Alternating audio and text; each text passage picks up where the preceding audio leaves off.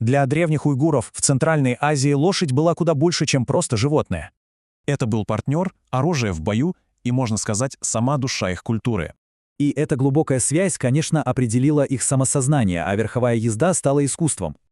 Так как же вышло, что навыки для войны и охоты превратились в мирные состязания?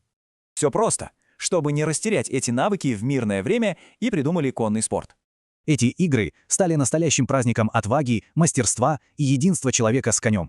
Например, в Аглак-Тартышиш команды всадников яростно сражаются за тушу козла. А конная стрельба из лука — это, конечно, проверка легендарной меткости всадника на скаку. Представьте, в древних текстах пишут, что воины могли поражать цели даже за спиной. Но одной из этих игр было суждено отправиться далеко за пределы родных степей. Это чавган — игра, требовавшая невероятной подготовки и от всадника, и от лошади.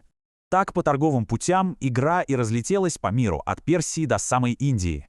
А в 1859-м британцы в Индии адаптировали ее, назвали поло и привезли на Запад. Но сегодня это великое наследие, увы, под угрозой, даже на своей родине.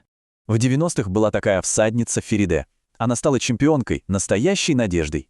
Ее талант всех поразил, но из-за нехватки денег она так и не вышла на мировой уровень. Ее история — яркий пример того, как трудно сохранять эти древние традиции. Чавган почти исчез со своей родины. Так что же, дух предков угас?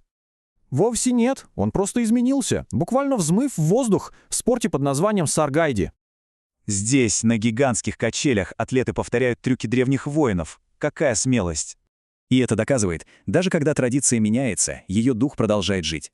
Оно выживает через адаптацию, память и ту самую отвагу, что передается сквозь поколения.